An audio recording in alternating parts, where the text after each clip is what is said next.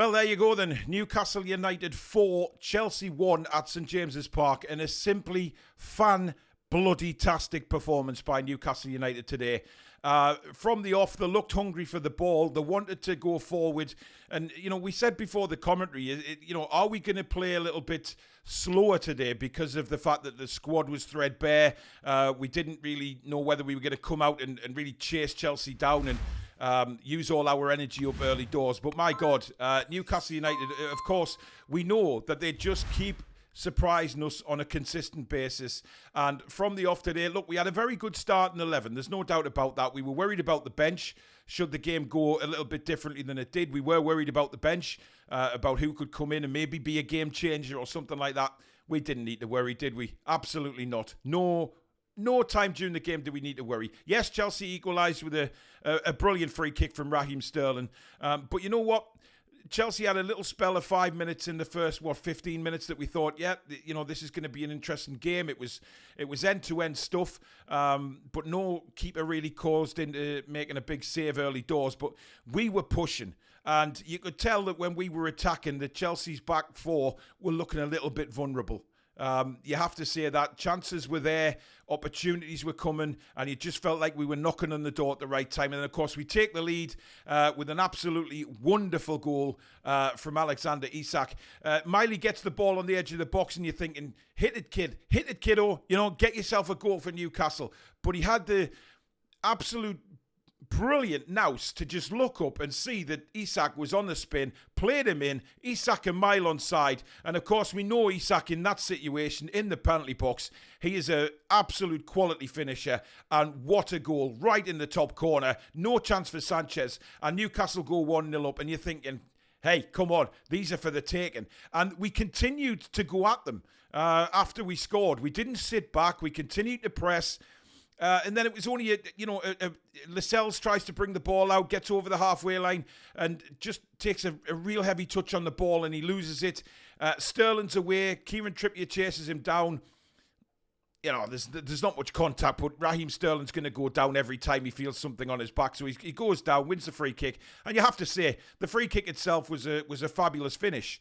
We did say in commentary, and a lot of fans were questioning whether Nick Pope should have actually made an effort to get that ball. But how many times do we see free kicks that come over the wall from a short distance out, and the goalkeepers know that they're not getting there and that they're rooted to the spot?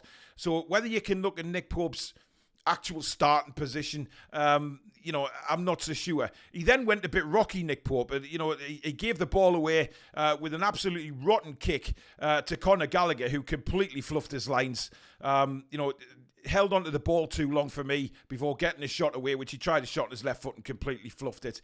But that was the last time that really I felt Chelsea threatened our goal to score. Because once the second half kicked off, we were just dominant in every possible way. It was clear that Chelsea's tactics were to come at us on the break when they could.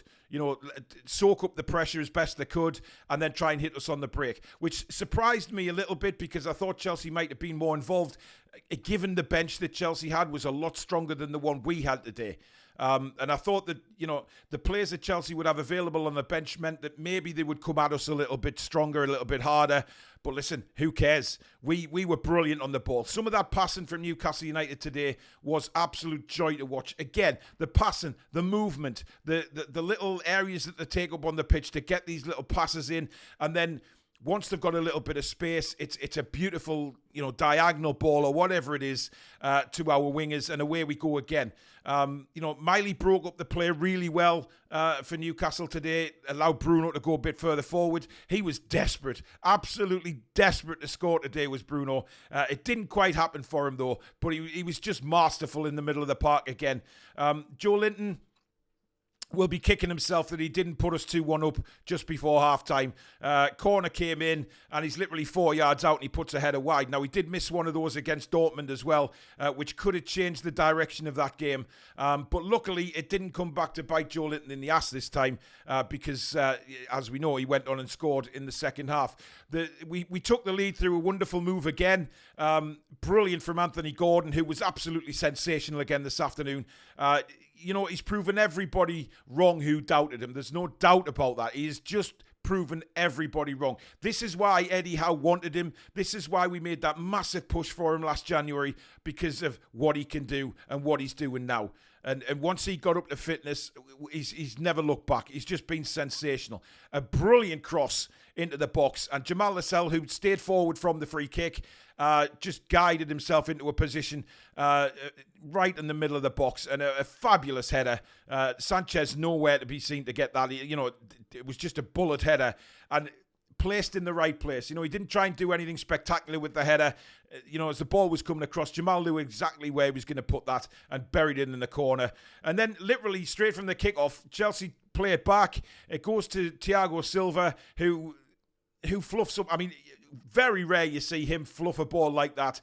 Tried to go back to Sanchez in goal, completely took his eyes off the ball, and Joe Linton in like a whippersnapper, wasn't he? Brilliant play, and smashed it past him. There was no way he was missing that, and you could see what it meant to Joe Linton when that goal went in, because he was just absolutely overjoyed. It was a great moment. And then you're 3-1 up. Then Captain Reece James makes a really bad error, takes a heavy touch. Gordon just bursts in again. He's away from him. And then he brings Gordon down, of course, and it's a second yellow. He's got to go. There's no complaints from anybody, not even James or any of the Chelsea players. They knew what was coming. He's gone. And that puts Chelsea at a real pain, because they have to bring Cole Palmer off then and put a left back on in Colwill. And then, of course, Anthony Gordon steps up. Brilliant move again. This was after Isak had obviously gone off. Gordon went to centre forward, and Miggy went over onto the left-hand side. And what a ball by Miggy. Let's not take anything away from this pass, because that pass had to be perfectly timed. He saw the run that Gordon was going to make, but he had to time the pass to make sure that Gordon was still onside, and he was, of course. It was when they slowed the play down for the replay. You could see the movement from Gordon was perfect. Flicks it through. He's away on goal, but he's still got work to do. He's not clean through. Yes, he's beaten Silva for pace, but Badiashile comes back and covers the angle. So what does he do? He cuts back onto his right foot. He goes in between the two centre backs of Badiashile and Silva, and an absolute world-class finish. Other side, past Sanchez, no chance for the goalkeeper, and it's 4-1, and we are laughing. And then we can even afford then to bring the kids on to get some vital Premier League experience as well. Paul Dummett came on and made one of the best tackles of the game. Absolutely superb. Madueke breaking in from the right-hand side. Paul Dummett stands there like a brick wall and makes a Bobby Moore-esque tackle. Absolutely superb tackle. And, just great to see the lads back playing at full pelt like that.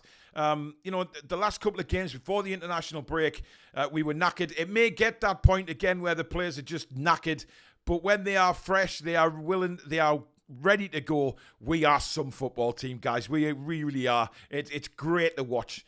Nobody can deny that wasn't a 4-1 game. Sometimes in football, you'll get a 4-1 game. You say, was it really a 4-1 game? It seemed a lot closer than that. This one today, not a chance in hell. This was a 4-1 game, and it could have been more. We were that dominant in the second half, but it was great to see. We've brought Chelsea crumbling back down to earth with a huge bang. But not only that, we've given ourselves a lift again. Another 3 points in the Premier League, and it's a huge lift for the players going into the PSG game on Tuesday night. Look, nobody knows what's going to happen in Paris. We've had a hard game today, but the players looked really good after the game when they were going around. They seemed like they were nobody's carrying a knock or any injury, so that's a good sign. They'll get a good rest tomorrow and get training again on Monday, ready for the game at PSG. I'm sure Eddie it'll be very light stuff that they'll do, certainly nothing heavy. And listen, I can't wait for the game. Newcastle playing in the Parc des Princes against PSG is going to be an incredible atmosphere for everybody involved in Newcastle United. But I just don't know what's going to happen. After seeing us play like that, if we play like that, we can give anybody a game. We know that.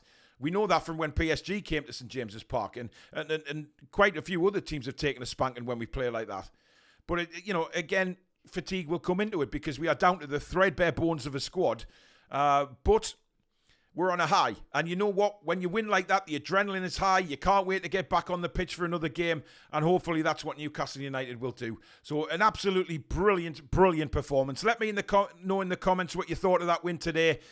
Can we now really step it up and maybe turn Paris Saint-Germain over. We've got some big Premier League games coming up as well. So we're right up there again. We really, really have bounced back from a poor run of form going into the international break. But we are definitely back with that. Absolutely superb. So let me know in the comments what you think. Of course, tomorrow night, Sunday night, we'll be back live at 7 o'clock with the actual full match review, where we'll take a more in-depth look at the performances and, of course, the all-important player rating. So join us at 7 o'clock for that. But if you have enjoyed this video, guys, don't forget to give it the thumbs up. And if you are new and you like what you see, like so many people did in the watch-along earlier, please do hit the subscribe button. Free to do so. Come and join this incredible community on the Toon Review. And don't forget to hit the notification bell, which will let you know when we schedule our live shows or we upload any videos such as this one. But listen, have a great Saturday night. I'm sure you will after a performance like that. And we'll see you again very soon. Take care, folks.